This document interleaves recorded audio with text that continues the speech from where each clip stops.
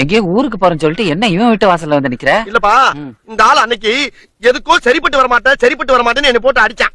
எனக்கு மனசு உளைச்சலாவே இருந்துச்சு. சரி ஊருக்கு போறதுக்கு இந்த ஆள்கிட்ட கேட்டு போலான்னு வந்தா சொல்லவே மாட்டேங்கிறா பாட்டாளு. ஏ முனியாண்டி, என்னடா ஓனாண்டி? என் பையன் எல்லா விஷயத்துக்கும் சரிப்பட்டு வருவான். என்னடா அது விஷயம்? ஏ ஓனாண்டி, ஓ மகன் அந்த விஷயத்துக்கு சரிப்பட்டு வரமாட்டான்டா. இல்ல, என் மகன் எல்லா விஷயத்துக்கும் சரிப்பட்டு வருவான். அறிவு கேட்ட ஓனாண்டி.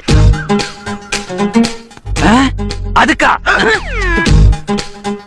ஆஹா, நம்ம அப்பனும் அவன் கூட சேர்ந்து நம்மள அடிப்பான் போல் இருக்கே.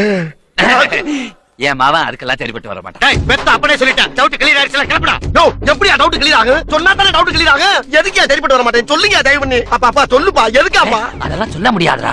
சொன்னா இந்த ஊர் ஒத்துக்காது. ஐயோ பெத்த அப்ப நீயே சொல்லல, நெஞ்சு வெடிச்சிருப்பா. எதுக்கு சரிப்பட்டு வர மாட்டேன்? ஒப்பன் தான் சொல்றான்ல, நீ அந்த விஷயத்துக்கு சரிப்பட்டு வர மாட்டான்னு. அப்புறம் என்ன ஆட்டிக்கிட்டு இருக்க? போடா. யோ, கையெடுத்து குப்புறியா? தயவு பண்ணி சொல்லுங்க, என்னால முடியலையா? சொல்லுங்க.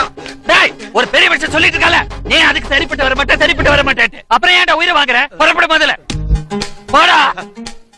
கடைசி வரைக்கும் சொல்லவே மாட்டேங்கிறாங்களே.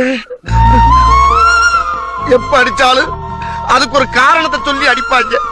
அது மனசுக்கு ஒரு ஆறுதலா இருந்துச்சு.